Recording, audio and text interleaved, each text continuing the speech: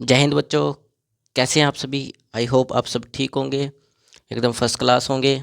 Daily अपने किसी भी जिस भी एग्ज़ाम की आप तैयारी करते हैं उस एग्ज़ाम की डेली तैयारी कर रहे होंगे, ठीक है। और आई होप उसके लिए मैं आपको अच्छे से केमिस्ट्री समझा पा रहा हूँगा, ठीक है। और मैं हूँ आपका प्यारा भाईजान जो आपको डेली हर एक टॉपिक, हर एक चैप्टर से रिलेटेड क्वेश्चंस आसानी से बिल्कुल सरल भाषा में समझाता हूँ, ठीक है।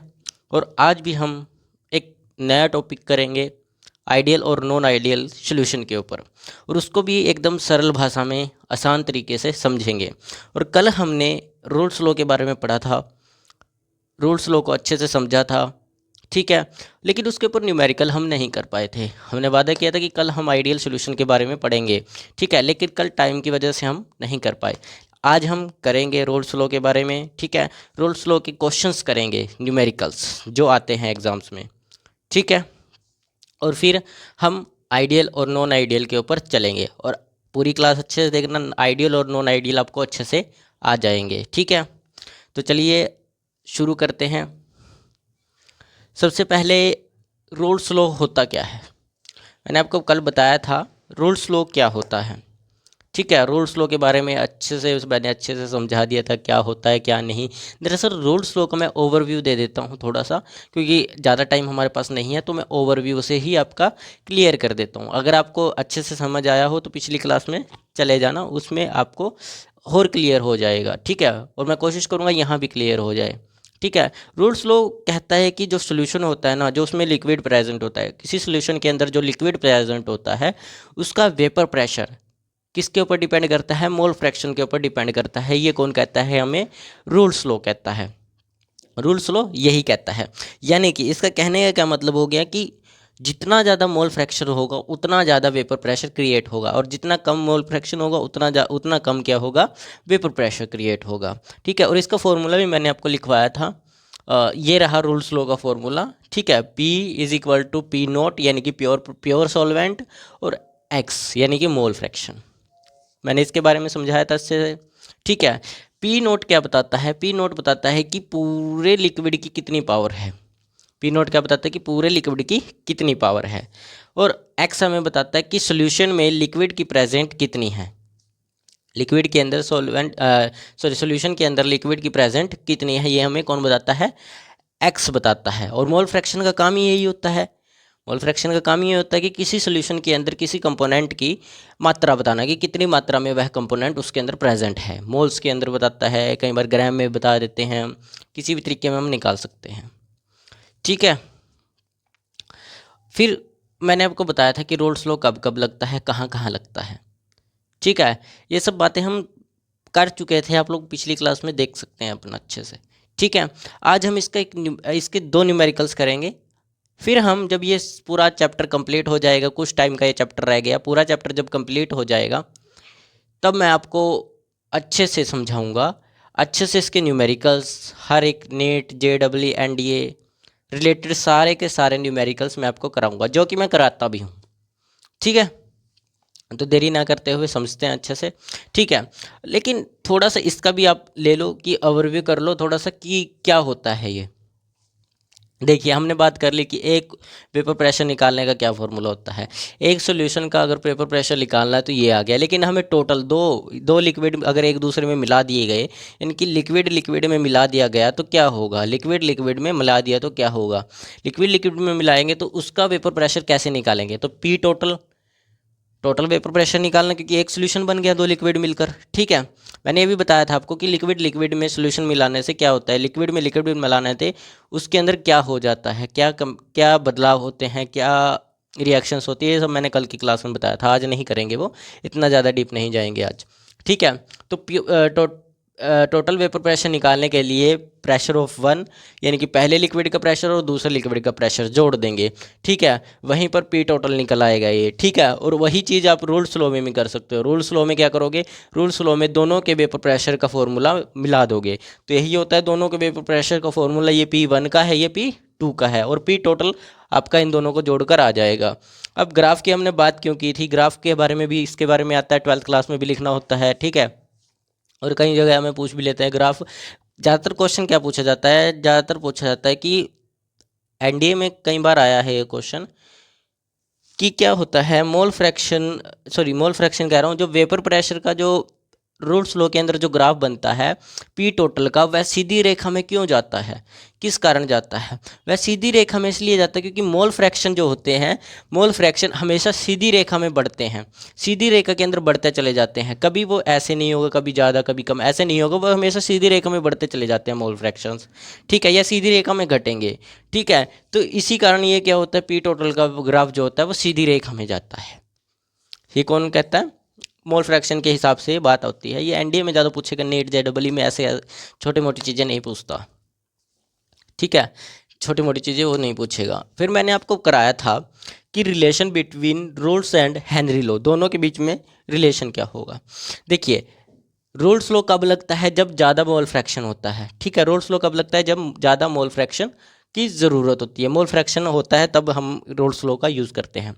हेनरी लॉ कब लगता है, जब कम मोल फ्रैक्शन हो, इसके अंदर मोल फ्रैक्शन का कोई रोल ही नहीं होता इतना खास, ठीक है, होता है फॉर्मूले के अंदर आता है ये, ठीक है, इतना खास रोल इसके अंदर रोल नहीं होता, क्योंकि रोल्स लॉ कहता है, खुद कहता है रोल्स लॉ कि किसी भी लिक्विड सॉल्यूशन के अंदर लिक्विड का वेपर प्रेशर मोल फ्रैक्शन पर डिपेंड करता है। लेकिन आपको क्या है, हेनरी लॉ ऐसी कोई बात नहीं कहता, हेनरी लॉ कोई बात नहीं कहेगा ऐसी, ठीक है। तो क्या होता है जब इनके आप दोनों के फॉर्मूलों को जोड़ोगे, क्योंकि रिलेशन दोनों के बीच में रिलेशन बताना है, तो दोनों के बीच में रिलेशन बताने के लिए आपको क्या करना पड़ेगा, एक दूसरे को कैंसिल आउट हो जाएंगे, ठीक है। जब आप इन दोनों को कैंसिल आउट करोगे तो बचा क्या आपके पास, पी नोट और के एच, तो ये आ गया।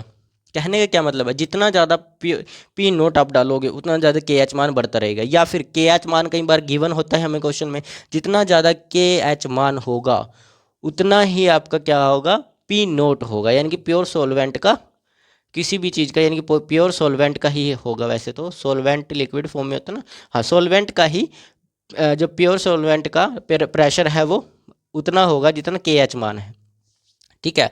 तो के एच मान आपको कई बार गिवन होता है, ठीक है, और कई बार आपको डायरेक्टली पी नोट दे दिया जाता है और आपको निकालना के एच होता है। तो के एच निकालने के लिए सीधा डायरेक्ट यही होता है, ये ज़्यादातर छोटे मोटे एग्जाम्स में पूछता है, वैसे तो पूछेगा नहीं है, ठीक है, लेकिन आपको रिलेशन याद होना चाहिए, ठीक है, रिलेशन के बारे में थोड़ा सा पता होना चाहिए इस चीज़ की, ठीक है।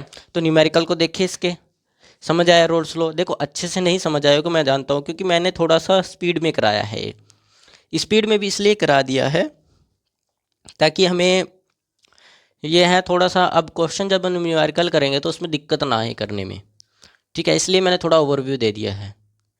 अब आप पूरा अच्छे से समझना चाहते हैं तो पिछली क्लास देख लेना, ठीक है।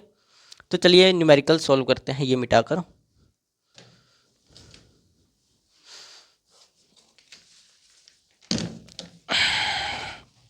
मिटा दें। वैसे तो आप लोगों ने कल लिख लिया होगा, कल के क्लास में देख लिया होगा आपने, और यहाँ पर डेली क्लास होती है, डेली क्लास डाली जाती है आपकी।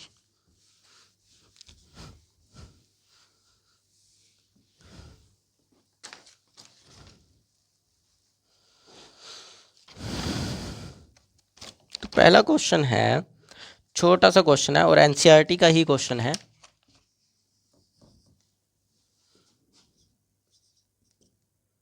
एथिल अल्कोहल का शुद्ध वाष्प दाब को मतलब कहते हैं प्रेशर, वेपर प्रेशर 20 mmHg है, ठीक है। यदि विलियन में इसका मोल अंश, यदि विलियन में इसका मोल अंश 0.40 है तो इसका आंशिक वाष्प दाब,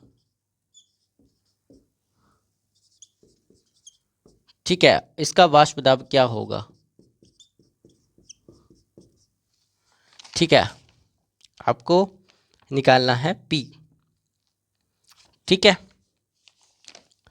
तो डायरेक्ट हो जाएगा ये क्वेश्चन। बोला क्या गया है कि एथिल अल्कोहल का शुद्ध वाष्प दाब 20 mmHg है, यदि विलयन में इसका मोल अंश 0.40 है तो इसका आंशिक वाष्प दाब ज्ञात कीजिए। पार्शियल प्रेशर निकालना है। पार्शियल प्रेशर का फॉर्मूला सीधा डायरेक्टली रोल्स लॉ से निकालो, क्योंकि आपको प्रेशर गिवन है 2, ठीक है, तो सीधा डायरेक्ट निकालो। मोल फ्रैक्शन आपको गिवन है, मोल फ्रैक्शन मतलब एक्स की वैल्यू आपको 0.40 गिवन है। 20 आपको गिवन है इसका वाष्प दाब। पी नोट गिवन है, पी नोट गिवन है, क्योंकि मैंने बोला था शुद्ध का मतलब पी नोट होता है 20। mmHg भी लिख सकते हो, ठीक है। तो फॉर्मूला क्या होता है रोल्स लॉ का, सीधा डायरेक्ट फॉर्मूले में पुट कर दो भाई साहब, ठीक है। x is equal to P है आपका 20 इंटू में 40 है, 40 के डिवाइडिंग में लगा लेंगे हम 2 0, 1 0 से 1 0 कैंसिल आउट, 10 से ये कैंसिल आउट, तो कितना आ जाएगा 2 2। यहाँ पर ये वाली ये कैंसिल आउट नहीं हुई है शायद, 1 मिनट, 1 0 से 1 0 कैंसिल आउट, तो ये 4 0 ही नहीं हो जाएगा, 4 0, इसको ऐसा लिख लो, ठीक है। 4/10, ठीक है, 10 से ये कैंसिल आउट, 2 आ जाएगा, 4 करोगे तो 8 आ जाएगा। कितना आएगा 8 ग्राम, 8 PA आएगा, 8 PA, ना कि ग्राम, क्योंकि हमने कौन सा का इसका द्रव्यमान निकाला है, मास वगैरह तो हमने निकाला ही नहीं इसका, ठीक है। हमने क्या निकाला है, पार्शियल प्रेशर निकाला है, जो PA में गिना जाता है, PA, ठीक है। पा, ठीक है। जल्दी कीजिए इसको, फिर हम नेक्स्ट क्वेश्चन करते हैं।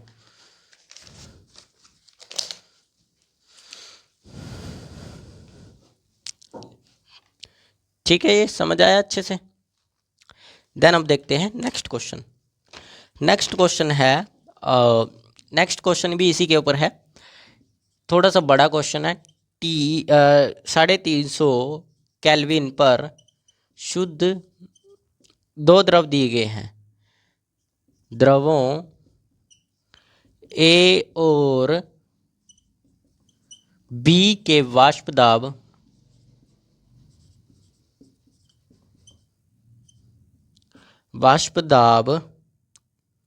क्रमश 450 और 700 mmHg हैं, ठीक है। यदि कुछ वाष्प दाब 600 mmHg है, यानी कि P का मान आपको गिवन है, P टोटल आपको गिवन है, ठीक है। तो तरल मिश्रण का संघटन ज्ञात कीजिए। तरल मिश्रण का संघटन ज्ञात करें, ठीक है। तरल मिश्रण का संगठन ज्ञात करें, यानी कि कंपोजिशन ज्ञात करें। संगठन का मतलब कंपोजिशन, मिक्सचर, ठीक है। और साथ ही वाष्प प्रावस्था, वेपर प्रेशर, वेपर फेस भी ज्ञात करना है। साथ ही वाष्प प्रावस्था यानी कि वेपर फेस का संगठन भी ज्ञात करें, कंपोजिशन भी ज्ञात करें, ठीक है। ये क्वेश्चन है, हम इसको साइड में रख देते हैं। देन आलो तुसी गए इत्थे, हुण आपां क्लास शुरू करते हैं, ठीक है। मेरी पंजाबी थोड़ी सी ठीक है, बोल लेते हैं आप भी पंजाबी, ठीक है। 350 केल्विन पर शुद्ध द्रवों में A और B है, जिनका वाष्प दाब का मतलब है, क्या मतलब है वाष्प दाब का, प्रेशर। P पार्शियल यानी कि partial pressure, sorry vapour pressure आपको गिवन है, ठीक है। वेपर प्रेशर आपको गिवन है 500, इसका है आपको गिवन 450 और इसका गिवन है आपको 700, और दोनों के क्रमश आपको दिए गए हैं ए और बी का। ए का आपका 450 है और बी का आपका 700 है। यदि कुछ वाष्प दाब 600 mHg है, ठीक है, mHg है आएगा वहाँ पे, ठीक है। तरल मिश्रण का संघटन ज्ञात कीजिए। तरल मिश्रण यानी कि दो मिश्रण हमने लिए, दो लिक्विड लिए, एक में मिला दिए। मैं यहाँ पर बना देता हूँ, ठीक है। एक मिनट, अलग कलर का मार्कर ले लेते हैं।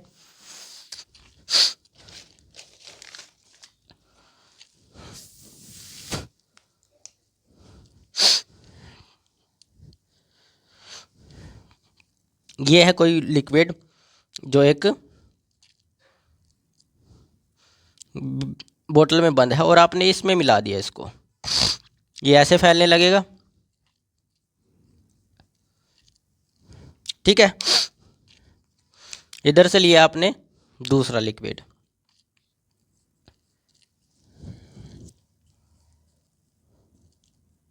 ठीक है, और ये भी आपने इसमें डाल दिया।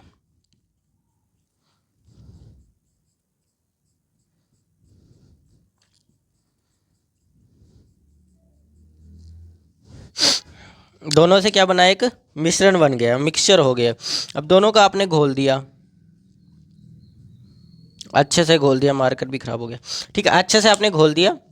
घोलने के बाद अब ये जो नया मिश्रण बना है, इसका कहने का मतलब है जो तरल, तरल का मतलब है जो लिक्विड फॉर्म के अंदर जो सॉल्यूशन आपका बना है, मिश्रण बना है, जो ये मिक्सचर बना है, इसका कंपोजिशन ज्ञात करना है, संघटन ज्ञात करना है, यानी कि कंपोजिशन ज्ञात करना है। और साथ ही वाष्प अवस्था यानी कि वेपर फेस भी आपको ज्ञात करना है। इसका वेपर फेस ज्ञात नहीं करना, वेपर फेस की आपको कंपोजिशन ज्ञात करनी है। संगठन है ना, इसमें कंपोजिशन ज्ञात करनी है। संगठन को कंपोजिशन बोलते हैं इंग्लिश में, क्योंकि हिंदी में तो समझ आने वाला नहीं है, क्योंकि कभी पढ़ी ही नहीं हिंदी में, ठीक है। तो मतलब क्या है हिंदी में, इंग्लिश में इसका कंपोजिशन, लेकिन कई बच्चों को पता होगा संगठन क्या होता है, ठीक है, जो हिंदी मीडियम से पढ़े होंगे। हम तो इंग्लिश मीडियम से पढ़े हैं, ठीक है। इसमें केमिस्ट्री हमने इंग्लिश मीडियम में पढ़ी है, ठीक है। समझ आए तो सॉल्व करना शुरू करें, ठीक है। सबसे पहले मैंने आपको एक चीज़ बताई हुई है, जब से मैं आपको पढ़ाने लगा हूँ, जब से मैं आपको करा रहा हूँ यहाँ पर केमिस्ट्री, ठीक है, तब से मैंने एक चीज़ बोली है आपको, जब भी न्यूमेरिकल सॉल्व कराए हैं, सबसे पहले चीज़ लिखनी है गिवन, कि हमें कितनी चीज़ क्या क्या गिवन है, ठीक है, क्या क्या गिवन है। सबसे पहले लिखो गिवन। ए का यहाँ पर सबसे पहली लाइन पर चले जाओ कि 350 केल्विन। टेम्परेचर कितना दिया गया है, सबसे पहले आ गया टेम्परेचर। वैसे टेम्परेचर का कोई रोल नहीं है, तो 350 केल्विन आ गया। वैसे रोल नहीं होता, वैसे ही बता रहा हूँ मैं, ठीक है। दे दिया है टेम्परेचर इसने। और पी ए आपको गिवन है 450, ठीक है। अब MMHg वो लिखने की जरूरत नहीं, सीधा डायरेक्ट लिखो गिवन क्या क्या है। पी बी आपको गिवन है 700, ठीक है। और यदि कुछ वाष्प यानी कि पी टोटल दोनों को जोड़कर पी नोट है ये दोनों को, ठीक है। अलग अलग सोल्यूशन है ना, दो अलग अलग द्रव है, दो द्रव का मतलब लिक्विड होता है, ठीक है। और पी दोनों का है, ये है पी टोटल, ठीक है, ये है 600 m नहीं लिखना, ठीक है। तो तरल मिश्रण का कंपोजिशन ज्ञात कर रहा है, कंपोजिशन ज्ञात करना है, ठीक है। क्या ज्ञात करना है, कंपोजिशन ज्ञात करना है आपको, ठीक है। तो कंपोजिशन ज्ञात करने के लिए आपको पी ए निकालना है, दोनों का पी ए और पी बी निकालना है। अभी आपको गिवन है पी नोट ए और पी नोट बी, लेकिन एक चीज़ और आप भूल रहे हो, एक चीज़ आप भूल रहे हो, इसके अंदर आपको एक चीज़ गिवन नहीं है, एक चीज़ गिवन नहीं है। क्या नहीं गिवन है, ना तो आपको एक्स ए गिवन है, मोल फ्रैक्शन ऑफ ए, ठीक है, ना ही आपको एक्स बी गिवन है, mole fraction of B. It doesn't given, ठीक है, यानी कि आपको गिवन नहीं है। तो क्या करें अब सर, भाईजान अब तो हम अटक गए इसमें क्वेश्चन में, अब कैसे करेंगे। हमें तो ये पता होना चाहिए, तभी जाकर हम पी निकाल पाएंगे, ठीक है। पी ए निकाल पाएंगे और पी बी निकाल पाएंगे, क्योंकि हमारे पास एक फॉर्मूला होता है पी ए निकालने का, पी नोट इंटू एक्स, ठीक है। पी बी इंटू एक्स करोगे आप, ठीक है, यही फॉर्मूला होता है। लेकिन हमारे पास तो एक्स ए ना एक्स बी गिवन है, रूल्स लो तो ये सीधा डायरेक्टली कहता है कि हमें रूल्स लो कहता है कि किसी सोल्यूशन का किसी सोल्यूशन के अंदर जो लिक्विड प्रेजेंट है उसका वेपर प्रेशर किसके ऊपर डिपेंड करता है, मोल फ्रैक्शन के ऊपर डिपेंड करता है। तो अब हम क्या करें, अब मोल फ्रैक्शन तो हमें गिवन ही नहीं है, अगर गिवन नहीं है तो आप क्वेश्चन नहीं कर सकते। लेकिन ये क्वेश्चन होगा, कैसे होगा देखो, हमें एक चीज़ और गिवन होती है, मैंने आपको कल की क्लास में बताया भी था, X A plus of X B हमेशा इज इक्वल टू 1 रहता है। ये रहता है, आप इन दोनों में से एक की वैल्यू निकाल लो, किसकी वैल्यू निकाल पाओगे, ए की निकाल लो। अब ये बी है, ये इधर चला जाएगा, यानी कि 1 माइनस एक्स बी आ जाएगा। ठीक है, चाहो आप ऐसा करो, यहाँ पर बी की वैल्यू निकाल लो, एक्स ए यहाँ पर रख दो। ठीक है, आ गया। अब आपको पता है पी का फॉर्मूला क्या होता है, पी टोटल। पी टोटल का फॉर्मूला क्या होता है, पी टोटल का फॉर्मूला होगा कुछ नहीं था, ये कुल आएगा, ये कुल आएगा। ठीक है, आप यहाँ पर कंफ्यूज हो रहे हैं 600 ग्राम कैसे लिखा है, यहाँ पर ये वाला पी टोटल कैसे लिखा। ठीक है, तो P nought A X A plus of P nought B X B होता है, दैट्स गिवन। ये फॉर्मूला आपको याद होना चाहिए, क्योंकि ये क्या है, पी टोटल का फॉर्मूला अभी भी समझाया था थोड़ी देर पहले। याद करो, मेमोरी बहुत कमज़ोर होगी आपकी। ठीक है, थोड़ा याद करो, पीछे याददाश्त को रिवाइंड करो, मैंने दिखाया था, हर वीडियो को ही रिवाइंड कर लो, क्लास को ही रिवाइंड कर लो, उसमें दिखाई दे देगा, फॉर्मूला लिखवाया था। जो जो गिवन है वो पुट कर दो।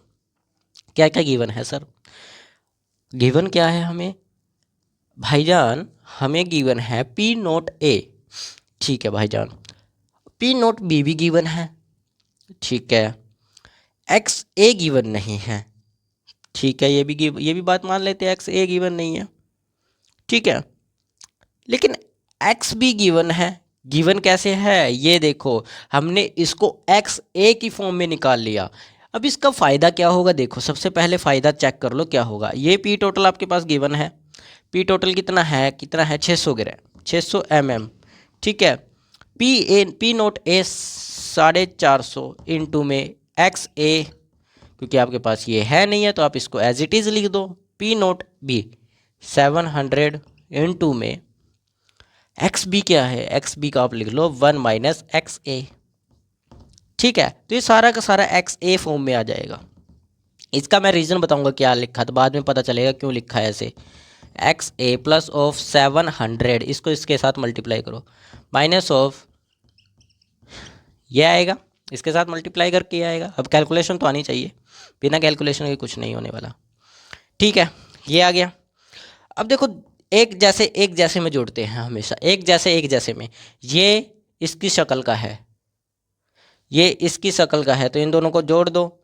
जोड़ोगे, जब इन दोनों को जोड़ोगे तो घटाओ, माइनस हो जाएगी, माइनस होगी, क्योंकि माइनस का निशान बड़ा है, तो माइनस होगी, तो इसमें से ये जाएगा, कितना बचेगा, 700 में से 400 जाएंगे, कितना बचेगा, 700 में से 400 जाएंगे, कितना बचेगा, कितना बचने वाला है, 700 में से घटा लो सर, देखो 50 तो बचेगा ही बचेगा। ठीक है, अब आप इसमें से 700 है, 700 में से ये जाएगा, आपके पास बचेंगे यहाँ पर, ये 400 है, 50 का 50 आ गया। ठीक है, ऐसे माइनस करो ना, देखो 250 बचेंगे, कैसे बचेंगे, देखो आप लोग कहोगे 250 कैसे सर, देखो मैं बताता हूँ, इनको जोड़ा 500 बनेंगे, 50 इसमें जोड़ दिए 500 बनेंगे। ठीक है, अब इसमें से, अब 500 इसमें बनेंगे, 500 में 200 रह गए कम, तो 250 आएगा ना। 250 किस चीज़ का, माइनस का 250, प्लस का नहीं आएगा, माइनस का 250 आएगा। ठीक है, और वो भी किसके साथ, एक्स ए के साथ, माइनस के 250। अब ये इधर है, इसको उठाओ इधर फेंक दो, क्योंकि ये इसके जैसा है ना, इन जैसा तो किसी के साथ नहीं है, तो इसको उठाओ इधर फेंक दो, क्या आएगा 600 माइनस 700, ये भी आ जाएगा माइनस के 250 एक्स ए, माइनस माइनस कैंसिल आउट ये। अब आपको इसकी वैल्यू निकालनी है, इसकी वैल्यू निकालनी, तो इसको उठाओ, इसके डिवाइडिंग में भेज दो, 100 डिवाइडेड बाय 250।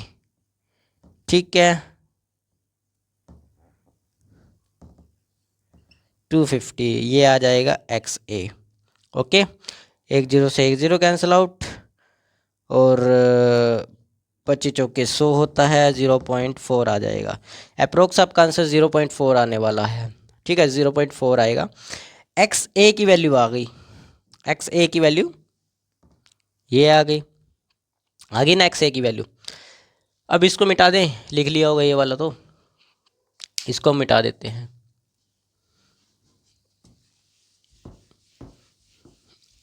तो इधर सॉल्व कर लेंगे ना, बाकी जो क्वेश्चन बचा है इसको इधर सॉल्व कर लेंगे। अभी तो हमें कुछ नहीं किया, सिर्फ एक्स ए और एक्स बी की वैल्यू निकाली है। एक्स बी की वैल्यू निकाल लो। हमारे पास एक्स बी क्या था, माइनस ए, ये था ना एक्स माइनस ए, 1 माइनस एक्स ए, तो एक्स ए की तो वैल्यू आ गई है 0. X B is equal to 1 minus 0.4 X A की वैल्यू, क्योंकि हमने निकाला है अभी अभी। ठीक है, तो अब क्या करोगे, इसकी वैल्यू आ जाएगी, इसमें से माइनस करोगे 0.6 आपकी वैल्यू बच जाएगी। ठीक है, 0.6, एक्स ए और एक्स बी दोनों आ गए, एक्स ए और एक्स बी दोनों आ गए। अब इसने बोला था कि मुझे दोनों की कंपोजिशन बतानी है। कंपोजिशन का मतलब होगा कि पहले पी ए पता होना चाहिए, पी बी भी निकालो, दोनों निकालना है, तो निकाल लो। ठीक है ना, वेपर की निकालनी थी ना, वेपर की कंपोजिशन निकालनी थी। वेपर की कंपोजिशन क्या होगी, P nought A P nought B था वो। ठीक है, तो वेपर की कंपोजिशन होगी पी ए निकाल लिया अगर आपने और पी बी निकाल लिया, तो कंपोजिशन आपकी निकल जाएगी वेपर की, क्योंकि वेपर दोनों लिक्विड से बनेगा ना। तो ए लिक्विड का पेपर प्रेशर ये होगा, बी लिक्विड का पेपर प्रेशर ये होगा, तो कंपोजिशन निकल गई। तो आप निकालो, पी ए का फॉर्मूला होता है P nought A into X A, P nought B का फॉर्मूला होता है पी बी का फॉर्मूला होगा P nought B X B. सीधा डायरेक्ट कर लो इधर से। ठीक है, पी नोट 450 इंटू में 0.4 इज इक्वल टू इसको करोगे तो 10 आ जाएगा, 1 0 से 1 0 कैंसिल आउट, 45 को इससे मल्टीप्लाई करो, 4 पंजे 20, 2 हासिल, 4 चौके 16 और 2 18, 180 आ जाएगा।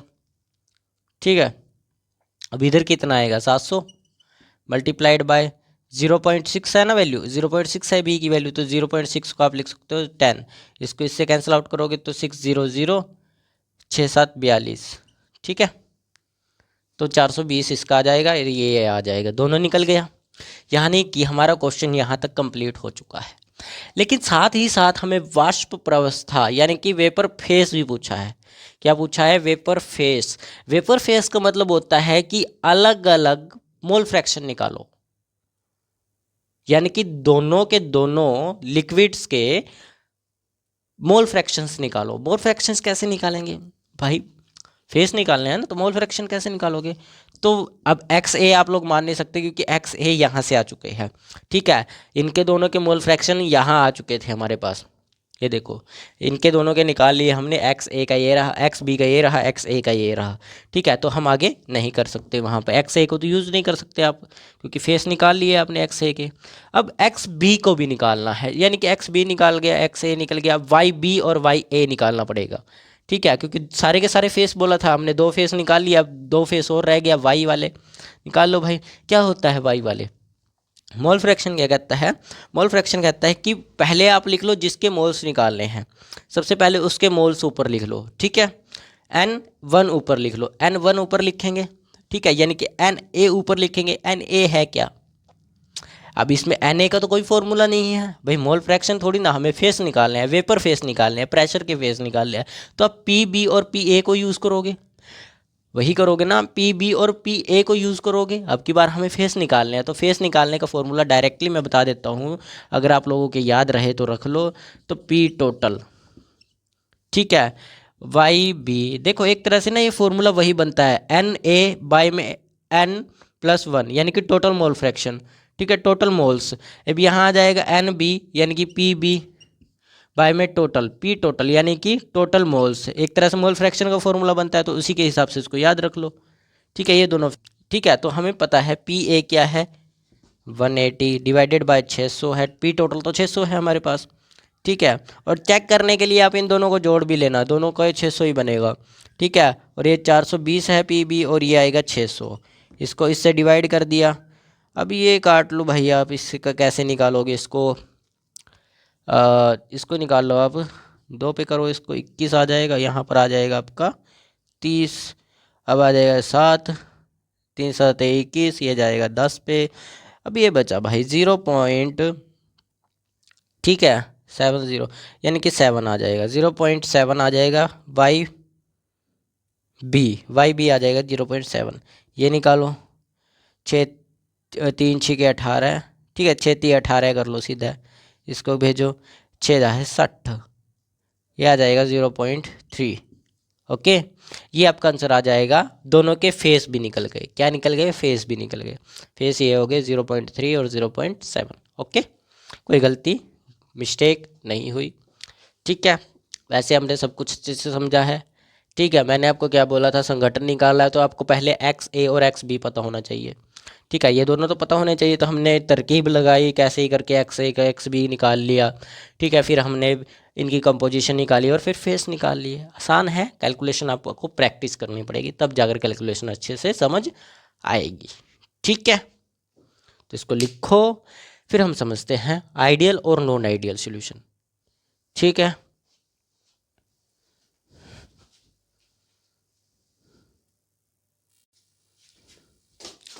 ठीक है, लिख लिया। अब इसको मिटा देते हैं, फिर हम आगे चलते हैं। मिटा दें। तो कैसा लगे आपको रोल्स लॉ के क्वेश्चन, है ना मज़ेदार क्वेश्चंस, मज़ेदार क्वेश्चंस।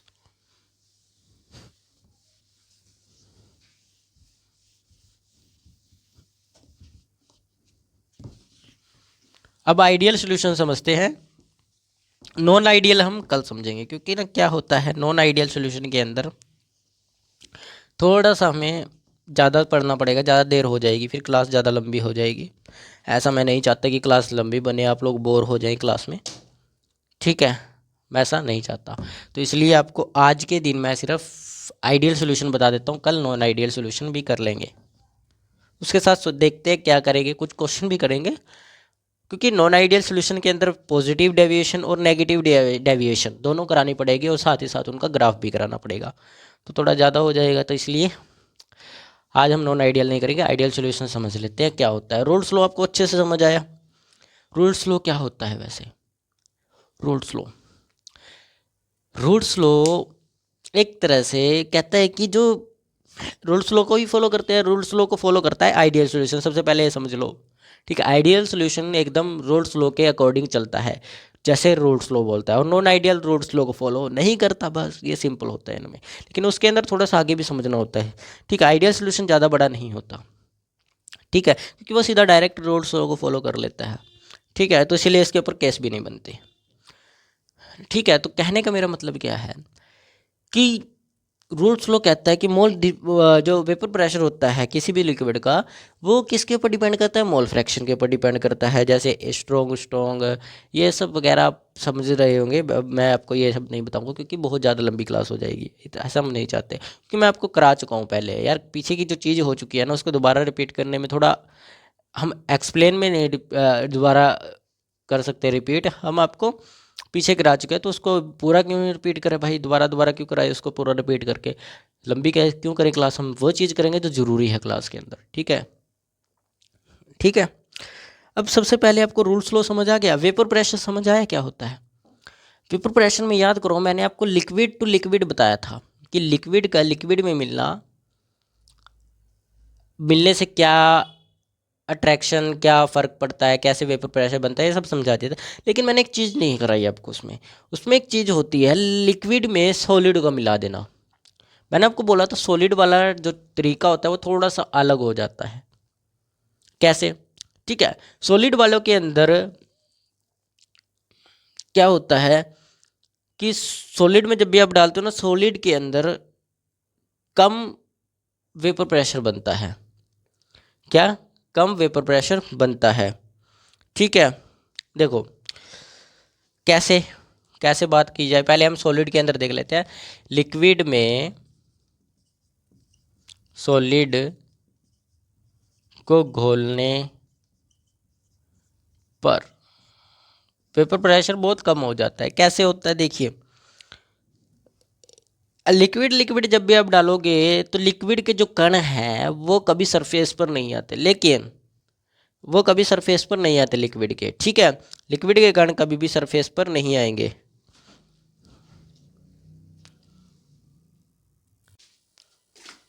देखो देखो मैंने क्या बताया था कि अगर किसी चीज़ में सोल्यूट मिला देंगे, जैसे लिक्विड में आपने सोल्यूट मिलाया तो उसके कण ऊपर आ जाएंगे और ऊपर आने के कारण वो सरफेस पर फैल जाएंगे, जिससे लिक्विड के जो कण है वो ऊपर गैस नहीं बन पाएंगे। मैं आपको समझाऊंगा, चिंता मत करो। मैं आपको पता है, पहले आपको बताता हूँ, फिर मैं ब्लैक वाइट बोर्ड पे कराता हूँ आपको।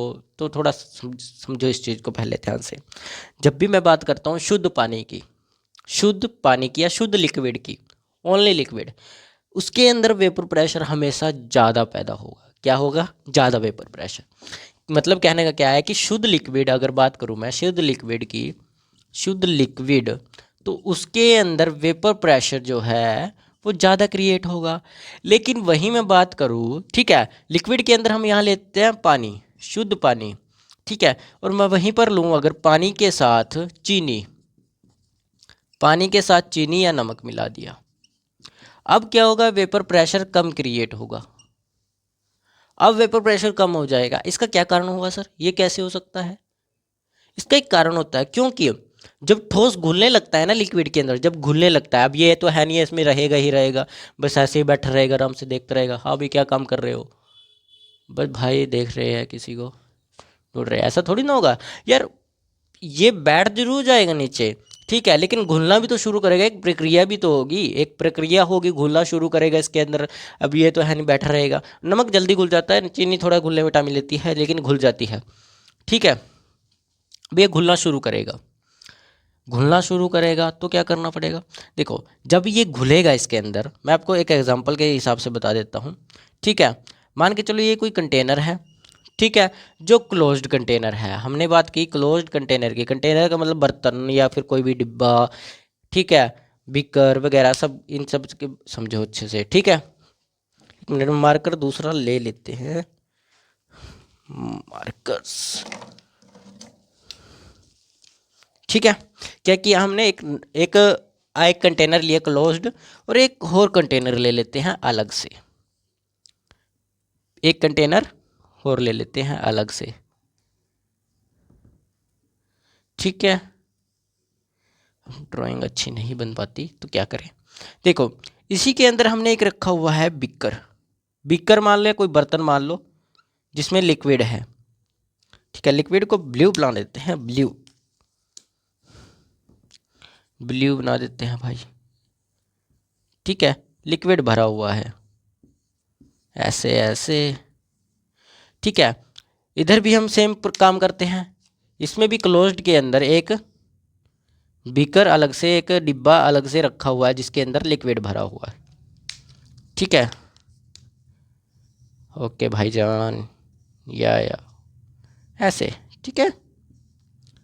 Okay okay okay okay okay okay, ऐसे कोई लिक्विड इसके अंदर भरा हुआ है। अब पूरा थोड़ी ना भरेंगे इसको, ठीक है, समझ आया? ये भरा हुआ है। अब आप क्या करो, मैं आपको दोनों बताऊंगा। देखो हम इसको मान लेते हैं कि ये प्योर सॉल्वेंट है। क्या है? प्योर सॉल्वेंट, प्योर सॉल्वेंट है। या फिर इसको सॉल्वेंट के अंदर मान लेते हैं हम। सॉल्वेंट के अंदर क्या चीज़ हमारे पर प्रेजेंट है? पानी प्रेजेंट है, ठीक है। सॉल्वेंट के अंदर लिक्विड फॉर्म में हमारे पास पानी प्रेजेंट है, और यहीं पर हमारे पास ये जो लिक्विड है ये भी एक लिक्विड है अकेला, ओनली लिक्विड है। ये भी प्योर सॉल्वेंट नहीं होगा, ये सोल्यूशन होगा, ठीक है। इसके अंदर क्या क्या मिलाया होगा? चीनी प्लस पानी प्लस चीनी, ठीक है। चीनी प्लस पानी मिला लो या नमक मिला लो, दोनों में से कुछ भी मिला लो। चीनी मिला लेते हैं हम, ठीक है, चीनी मिला दी। अब चीनी कहाँ गई भाई? देखो कण ले लेते हैं हम, चीनी के कण हमने मिलाए यहाँ से घेरे, तो ये आ गए चीनी, ये आ गई चीनी, ठीक है। यहाँ पर आ गई चीनी, इसमें घुल गई, ऐसे आ गया। अब धीरे धीरे क्या होगा, मैं आपको बता रहा हूँ धीरे धीरे क्या होगा इसके अंदर। धीरे धीरे यहाँ पर देख लेते हैं, इसमें धीरे धीरे क्या होगा। मैं अब चीनी की बात नहीं कर रहे हैं हम इसमें, ये प्योर सॉल्वेंट है, प्योर पानी है, इसके अंदर कोई हमने चीनी वगैरह नहीं डाली। मैं इस रेड मार्कर से सिर्फ इसके ऊपर क्या बनाऊंगा? इसके मॉलिक्यूल्स बनाऊंगा पानी के। हम ब्लू से ही बना देते हैं, ठीक है, ब्लू से ही बना देते हैं। ये इसके क्या हो गए? मॉलिक्यूल्स हो गए, पानी के मॉलिक्यूल्स, ओनली लिक्विड के मॉलिक्यूल्स सरफेस पे आए। धीरे धीरे यही मॉलिक्यूल्स ऊपर जाएंगे, यहाँ आएंगे, यहाँ आएंगे, यहाँ आएंगे, यहाँ आएंगे, ऐसे ऐसे करके कुछ वेपर क्रिएट हो जाएगा, वेपर, ऐसे ऐसे वेपर क्रिएट हो जाएगा। क्यों क्यों क्रिएट हो पाया? क्योंकि लिक्विड के जो कण थे, अब वेपर प्रेशर कौन बनता है? लिक्विड ही बनता है सीधा डायरेक्ट, सॉलिड थोड़ी ना बनेगा। लिक्विड बनेगा सीधा डायरेक्ट, ठीक है, लिक्विड वेपर बनेगा। अब लिक्विड वेपर बना, धीरे धीरे ये ऊपर जाने शुरू हो जाएंगे कण, ठीक है। एक टाइम आएगा वापस ये लिक्विड बनना शुरू हो जाएंगे, वो बात हम नहीं कर रहे हैं, हम सिर्फ सरफेस की बात कर रहे हैं कि क्या होता है। अब लिक्विड के अंदर अगर सॉलिड कोई चीज़ मिला देते हैं तब क्या वेपर प्रेशर के ऊपर असर पड़ता है, वो सीख रहे हैं हम। तो हमने बात की ये वेपर प्रेशर यहाँ क्रिएट हो गया क्योंकि ये प्योर सॉल्वेंट था, ओनली पानी, नॉट मिक्स, ओनली पानी था ये, ठीक है, ओनली पानी था। इसके वेपर ऊपर गए क्योंकि इनके पास फुल जगह थी जाने के लिए। क्या थी? फुल जगह थी। देखो ऊपर जा रहे हैं, ज़्यादा जाएंगे क्योंकि यहाँ पर ना तो चीनी है ना कुछ है भाई इसको रोकने के लिए, ठीक है। ये इस कंटेनर के अंदर फैल जाएंगे ऊपर की तरफ। लेकिन इसमें अलग चीज़ होगी, इसमें चीनी भी है, ठीक है। अब क्या होगा देखो मैं बताता हूँ। चीनी के रेड थे, ठीक है। अब ये क्या होगा, अब चीनी के जो मॉलिक्यूल्स है वो सरफेस पे आने शुरू हो जाएंगे, यहाँ पर इसके सरफेस पे आने शुरू हो जाएंगे, ठीक है। ऐसा नहीं होगा कि पानी के नहीं आएंगे, पानी के भी आएंगे, ठीक है। ऐसा नहीं है कि पानी के नहीं आएंगे, पानी के भी आएंगे, ठीक है। पानी के मॉलिक्यूल्स भी आएंगे लेकिन बहुत कम आएंगे, ठीक है, क्योंकि चीनी ने सारे का सारा सरफेस ढक लिया। अब यहाँ से क्या होगा, कुछ कुछ कण जाएंगे, ऐसे ऐसे ऐसे कुछ कुछ कण जाएंगे, ठीक है। अब आप बताओ, जब यहाँ पर सरफेस है, सॉलिड जो है अपने अंदर से किसी को नहीं जाने देगा, सॉलिड है उसके, वो अपने अंदर से किसी कण को नहीं जाने देगा, ठीक है। बाकी दूसरे जो लिक्विड है उसके अंदर प्रेजेंट, ये वाला लिक्विड जो प्रेजेंट है, पानी जो प्रेजेंट है, इसके कण क्या करेंगे, अपने लिए जगह ढूंढेंगे कहीं से जाने की। जहाँ पर सॉलिड के जो कण है उन्होंने जगह छोड़ी होगी, वहाँ से ये निकलने की कोशिश करेंगे। अब जाहिर सी बात है, जगह थोड़ी सी है तो थोड़े मॉलिक्यूल्स निकलेंगे वाटर के, कितने, थोड़े से मॉलिक्यूल्स निकलेंगे वाटर के। और अगर थोड़े से मॉलिक्यूल्स वाटर के निकल रहे हैं तो वेपर प्रेशर भी बहुत कम क्रिएट होगा, वेपर प्रेशर भी बहुत कम क्रिएट होगा। लेकिन एज कंपेयर टू इसके अंदर देखें अगर, तो इसके अंदर पानी के लिक्विड्स, पानी के कणों के पास, मॉलिक्यूल्स के पास पूरी जगह है घूमने के लिए, जहाँ घूमना चाहे वहाँ घूम सकते हैं, ठीक है। लेकिन यहाँ पर ये दो भाई हैं, ठीक है, दो भाई मिल चुके हैं, और दो भाई हैं तो जाहिर सी बात है इनके पास जगह बहुत कम होगी, एक इसके पास और थोड़ी इसके पास होगी, ठीक है। तो ये कण जो है आपस में ऊपर की तरफ उड़ नहीं पाएंगे अच्छे से, ये घूम नहीं पाएंगे भाई, हाँ यार अब मेरे नाम ही तो है, क्या करना है जब घूमते हैं, ऐसा थोड़ी ना होगा। अब दोनों में बटेगी, दोनों में जगह बटेगी इनकी, तो जब दोनों में जगह बटेगी तो इसके पास भी कम आएगी, इसके पास भी कम आएगी, तो जो वेपर बनता है वो लिक्विड बनता है, और लिक्विड के पास बहुत कम जगह है, तो यहाँ से कम कण निकलेंगे और यहाँ से जितना चाहो उतना निकलेंगे, ठीक है।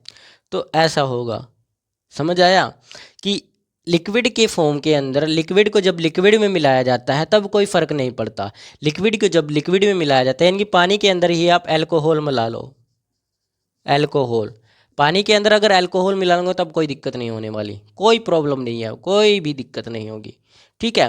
क्योंकि लिक्विड है, ये भी लिक्विड फॉर्म में है, दोनों का लिक्विड है तो दोनों के अंदर वेपर प्रेशर सेम क्रिएट होगा, क्योंकि इसके कण भी उड़ेंगे उसके कण भी उड़ेंगे, लेकिन इसकी कण सतह पर रुक जाएंगे।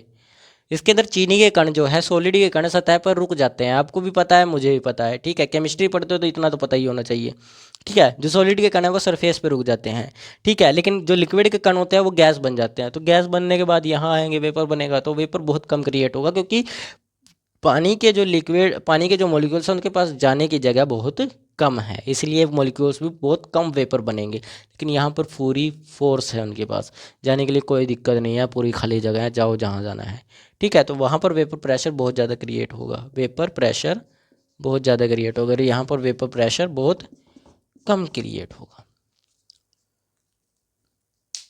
समझ आया? ठीक है सर, लिक्विड वाली बात समझ आ गई। और हम अब एक बात और कर लेते हैं अपना, जो हमने टॉपिक के ऊपर बात की थी आइडियल सॉल्यूशन के ऊपर। आइडियल सॉल्यूशन को भी देख लेते हैं क्या होता है आइडियल सॉल्यूशन। आइडियल सॉल्यूशन क्या होता है, आइडियल सॉल्यूशन के ऊपर भी बात कर लेते हैं, ठीक है। अब आइडियल सॉल्यूशन सीधा डायरेक्टली कहता है कि मैं रोल्स लॉ का भाई हूँ, मैं रोल्स लॉ के कहे कहे अनुसार चलूँगा, ठीक है, उनके आदर्शों पर चलूँगा, उनके नियमों पर चलूँगा। तो ये कहता है कि मैं रोल्स लॉ का आदर करता हूँ तो मैं उनके कहे नियमों पर चलूँगा, ठीक है, सीधा डायरेक्ट रोल्स लॉ को फॉलो करता है, ठीक है, क्या करता है ये रूल्स लॉ को फॉलो करता है, अपने रूल्स लॉ को अपना आदर्श मानता है और उनको फॉलो करता है डायरेक्टली। ठीक है, उनको फॉलो करता है। क्यों फॉलो करता है? क्योंकि जब भी ए अट्रैक्शन, ये ए की यानी कि एक जैसे दो चीज़ें, यानी कि liquid liquid solid solid, solid solid liquid liquid मान के छोड़ दो उसको, मानो आप मान के चलो ये भी दो लिक्विड हैं और ये दो सॉलिड हैं। ठीक है, दोनों के अट्रैक्शन सेम है। और अब ये दोनों के क्या करेंगे, हम ए और बी को दोनों को मिलाएंगे, ए और बी दोनों, यानी कि ये अलग था ये अलग था, अब सॉलिड और लिक्विड को मिलाएंगे तो क्या होगा, तो क्या होगा, इनकी अट्रैक्शन सेम रहने वाली है। क्योंकि ए को जितना अट्रैक्ट कर रहा था, बी जी को इतना, बी जितने एक दूसरे को अट्रैक्ट कर रहे थे उतना ही अट्रैक्शन ए और बी के बीच में भी रहेगा, यानी कि अट्रैक्शन लगभग सेम रहेगी, अट्रैक्शन लगभग सेम रहेगी। एक आधे इंच का फर्क आ सकता है यार, ज़्यादा बड़ा नहीं आएगा। ठीक है, ए बी के बीच में अट्रैक्शन लगभग बराबर रहेगी। जब लगभग बराबर रहेगी, ठीक है, लगभग बराबर, ठीक है, लगभग बराबर रहेगी। ठीक है, और धीरे धीरे क्या होगा, यहाँ पर कोई हीट भी क्रिएट नहीं होगी। जब दोनों की अट्रैक्शन सेम है, दोनों एक दूसरे को अच्छे से अट्रैक्ट कर सकते हैं, तो हीट नहीं लगेगी। अब क्या होगा, देखिए मैं बताता हूँ, कोई आपको जानता ना हो, पहचानता ना हो, आपसे नफरत करता हो या फिर जाना नहीं चाहिए आपके साथ। ठीक है, आप जब उसको ज़बरदस्ती खींचते हो तो आपका जोर लगता है, जोर लगता है। ठीक है, उसको खींचोगे जोर लगेगा, खींचने में थोड़ा दम लगाना पड़ेगा। लेकिन जब वो आपके साथ राज़ी है, से उसके भी विचार आप जैसे और आपके भी विचार सेम हैं, तो दोनों वो उसको खींचने की जरूरत है, वो अपने आप आएगा चल के। ठीक है, अपने आप चलेगा आपके साथ, तो ऐसा होगा ना। ठीक है, तो वैसे ही क्या होता है, इन सब के बीच में अट्रैक्शन सेम होती है, तो दोनों के विचार आपस में सेम होते हैं, सबके विचार एक दूसरे से मेल जोल खाते हैं। तो इनको एक दूसरे से जब भी ये मेल जोल खाएंगे तो इनको अलग से कोई हीट नहीं निकालनी पड़ेगी और ना ही इनके बीच में कोई वॉल्यूम का एक्सचेंज होगा। यानी कि कहने का क्या मतलब है कि क्या होगा यहाँ पर, ना तो यहाँ पर हीट चेंज होगी, ठीक है, ना तो यहाँ पर हीट चेंज होगी, मतलब क्या है, हीट जीरो रहेगी, कोई हीट चेंज नहीं होगी, और ना ही यहाँ पर वॉल्यूम चेंज होगी, ना ही यहाँ पर वॉल्यूम चेंज होगी। समझ आया अब? क्यों? क्योंकि सबके विचार एक दूसरे से मिलते हैं, अलग से कोई फोर्स लगाने की ज़रूरत नहीं है। अलग से जब फोर्स नहीं लगेगा तो अलग से कोई हीट भी नहीं निकलेगी और ना ही कोई वॉल्यूम चेंज होगी। सिंपल समझ आया? ठीक है, और इसका सिंपल सा एग्जांपल होता है, एक प्यारा सा एग्जांपल होता है इसका, कौन सा होता है, N hexane plus N hexane, और आप ले लो N heptane plus N heptane होता है शायद, एन हेप्टेन। कैसे? देखो, दोनों की सॉरी पहले लगा लेते हैं हम heptane hexane hexane, n hexane हम लिखते नहीं है दोनों को। ठीक है, तो हम लिख लेते हैं हेक्सेन हेक्सेन। दोनों के बीच में स्ट्रोंग अट्रैक्शन है। क्या है? Strong attraction, strong H bonding या एच बॉन्डिंग अट्रैक्शन। ठीक है, दोनों के बीच में है, और वहीं हेप्टेन और हेप्टेन के बीच में भी सेम रहेगा। ठीक है, हेप्टेन और हेप्टेन के बीच में भी सेम स्ट्रोंग बॉन्डिंग होती है। ये सिंपल थ्योरी होती है, हमें पता है इसके बारे में अच्छे से। ठीक है, और वहीं पर क्या होगा, जब इन दोनों के बीच में सेम है तो वही इन दोनों को क्या दिक्कत होगी फिर एक दूसरे के साथ रहने में, जब इसकी इसके साथ बनती है, इसकी इसके साथ बनती है। देखो, दोनों के पास क्या है, सेम एच बॉन्डिंग है, दोनों के पास सेम एच बॉन्डिंग है। स्ट्रॉन्ग एच बॉन्डिंग इसके पास है, स्ट्रॉन्ग इसके पास हो, यानी कि मतलब दोनों के विचार सेम है। ठीक है, दोनों के विचार सेम है, तो हेप्टेन प्लस हेक्सेन, यानी कि हेप्टेन प्लस हेक्सेन दोनों की बातचीत बनेगी, अच्छी खासी बातचीत बनेगी, दोनों के विचार बन रहे हैं। ठीक है, तो इसका मतलब क्या है, दोनों के बीच में भी एच बॉन्डिंग बहुत ही ज़्यादा स्ट्रोंग हो जाएगी। ठीक है, तो इस कारण ये एक दूसरे से बेस्ट एग्जाम्पल बनता है इसका, ये सबसे बढ़िया एग्जाम्पल है और आसानी से समझ भी आ जाता है। ठीक है, दोनों के पास एच बॉन्डिंग सेम थी, तो दोनों के विचार आपस में मिल रहे थे, तो हमने क्या किया, इसको इससे मिला दिया, यहाँ आ गया। ठीक है, अब इनके आगे एन लगा लो, कुछ एन का मतलब हो तो कोई भी अदर एलिमेंट आप यूज़ कर सकते हो, मतलब अदर कोई चीज़ आप यूज़ कर सकते हो, जैसे O H, alcohol, carboxylic acid COOH and ClBr, कुछ भी यूज़ कर सकते हो अलग से, ठीक है, इसलिए एन लगता है, वो एन इसलिए है, कुछ भी यूज़ कर सकते हो उनमें से, लेकिन एग्जाम्पल वही चाहिएगा, ठीक है, दोनों के पास सेम रहेगी। तो इतना समझ आया, ये होता है नॉन, ये होता है आइडियल सोल्यूशन। कौन सा solution? Ideal solution. Ideal solution के बाद आता है non ideal solution. Non ideal solution ये हम कल समझेंगे, आज नहीं, मैं थोड़ा ओवरव्यू दे देता हूँ इसका भी, ठीक है। इसमें क्या होता है, नॉन आइडियल सोल्यूशन के अंदर नॉन आइडियल साफ इनकार करता है, कहता भाई आइडियल तुझे क्या करना है, तू जा, जिसके साथ तुझे जाना है, जिसके साथ तुझे मतलब जिसके आदर्शों पर तुझे चलना है, मैं किसी के आदर्शों पर नहीं चलूँगा, मैं अपने खुद के आदर्श बनाऊंगा और उनके ऊपर चलूँगा। ये बात कौन बोलता है? नॉन आइडियल बोलता है, इसलिए वो रूल्स लॉ को फॉलो नहीं करता।